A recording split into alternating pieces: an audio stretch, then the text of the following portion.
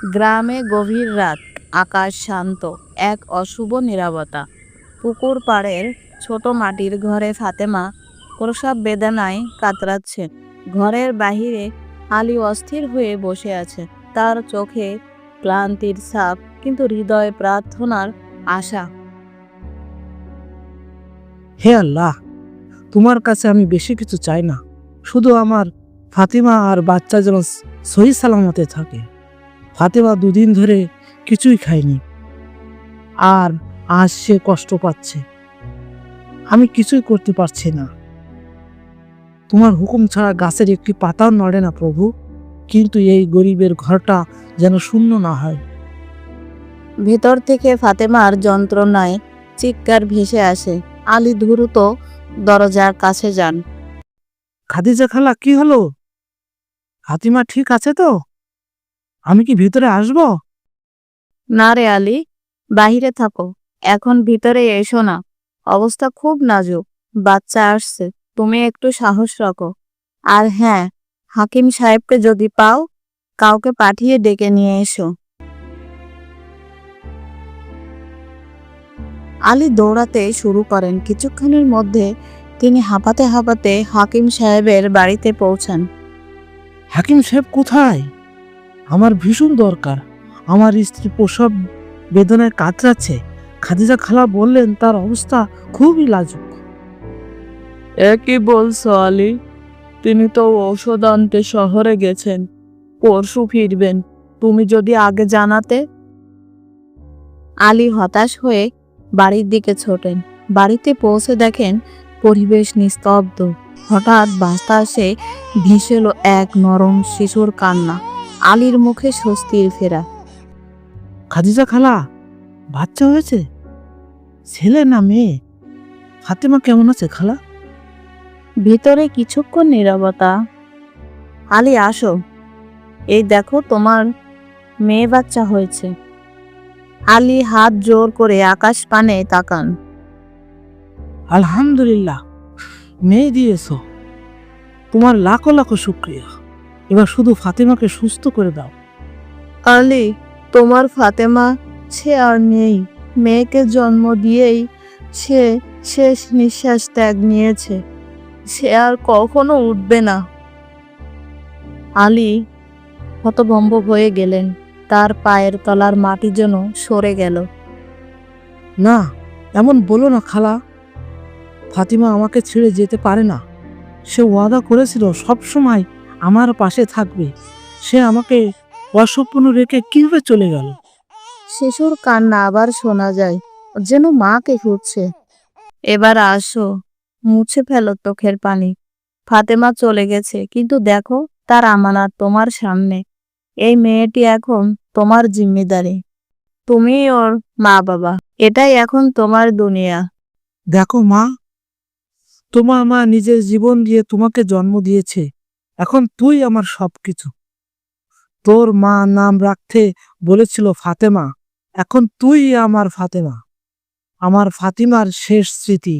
আমি ওয়াদা করছি তোকে আমি কোনো অভাব অনুভব করতে দেব না। কিছু বছর কেটে গেল। আলীর জীবন শূন্য, কিন্তু ছোট্ট ফাতেমার জন্য তিনি বেঁচে আছেন। তার জন্যই মাঠে ঘাম জড়ান, দিনরাত পরিশ্রম করেন। প্রতিদিন সকালে ফাতেমাকে খাইয়ে সাজিয়ে খাদিজা খালার বাড়িতে রেখে কাজে যান। ফাতেমা, তুমি এখন বড় হচ্ছ। আমি খেতে যাচ্ছি। আমি না ফেরা পর্যন্ত খাদিজা খালার কাছে থেকো, ঠিক আছে মা? জিদ করো না। বাবা, তুমি কখন ফিরবে? সূর্য ডুবলে মা। আলী রোজ কাজ সেরে সন্ধ্যায় ফাতেমাকে নিয়ে বাড়ি ফেরেন। খাদিজা খালার ফাতেমার জন্য কোনো টাকা পয়সা নিতে চান না। আলী, চিন্তা করিস না, তোর মেয়ে আমার ঘরের আলো। আমি ওকে নিজের মেয়ের মতোই দেখি। তুই রোজ যে সামান্য চাল পয়সা দিতে চাস, সেটা রেখে দে। তোর অবস্থা তো আমি জানি। না খালা, এটা আপনার হক। আপনি আমার বাচ্চার খেয়াল রাখেন। আপনি আমার বড় বোনের মতো। এই সামান্য সম্মানটুকু তো নিতেই হবে। এভাবেই দিন মাস বছর কেটে ফাতেমার বয়স হলো 12 বছর। সে এখন নিজেই রান্না করে, রুটি বেলে, কাপড় কাচা শিখেছে। আলী এখন বুড়ো হয়েছেন। যখন ফাতেমা তার জন্য খেতে রুটি নিয়ে আসে, আলীর মুখে হাসি ফোটে। বাবা, তুমি এবার একটু বিশ্রাম নাও। তুমি ক্লান্ত হয়ে যাও, আমি তো কাজ শিখেছি। আরে মা, ক্ষেতের কাজ পুরুষের জন্য, তুই তো আমার ছোট্ট পুতুল। আমি আসি তো দম থাকা পর্যন্ত তোর জন্য মাটি চষতে থাকবো। কিন্তু বাবা, তুমি রোজ কাশি কেন দাও? খালা বলেন তোমাকে হাকিম সাহেবকে দেখাতে।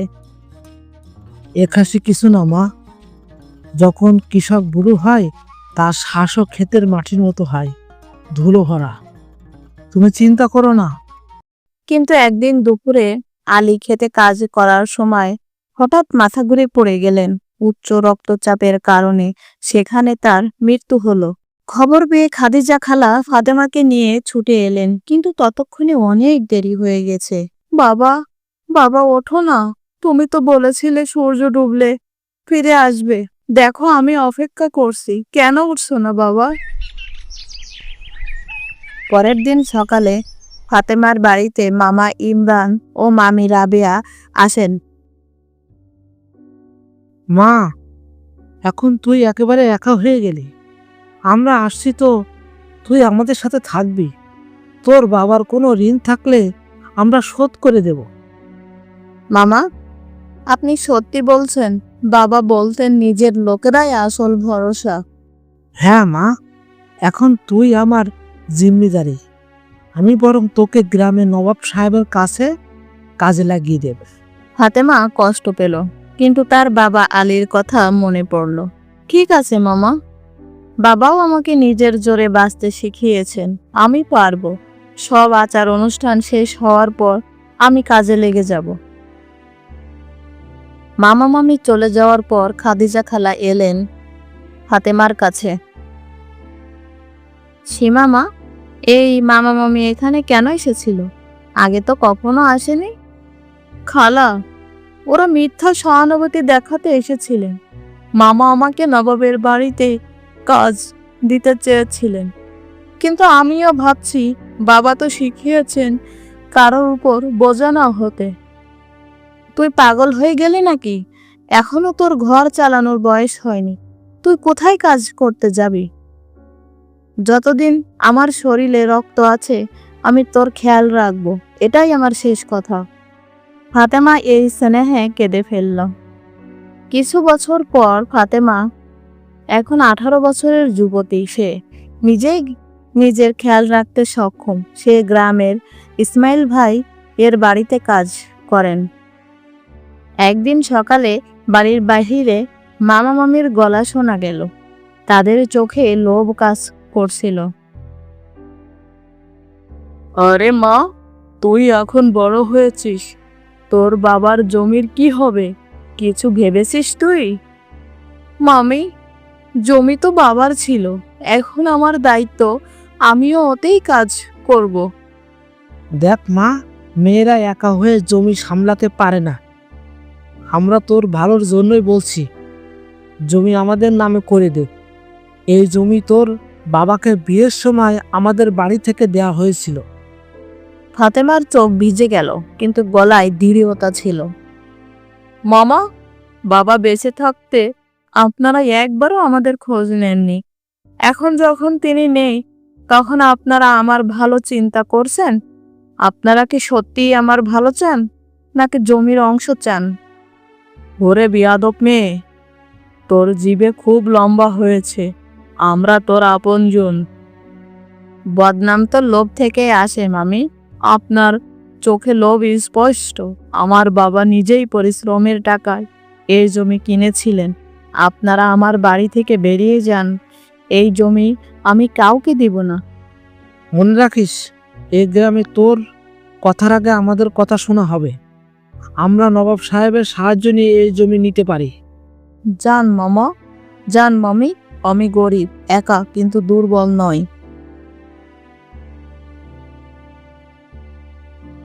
তারা চলে যাওয়ার পর ফাতেমা ইসমাইল ভাইয়ের বাড়িতে গেল। এবং সব কথা বলল। তোর বাবা আমার পুরনো বন্ধু ছিলেন, তার জমিতে কারোর হক নেই। যতদিন আমি বেঁচে আছি তুই চিন্তা করিস না, আমি পঞ্চায়েত ডাকবো। ওই জমি তোর বাবার পরিশ্রমের ফল।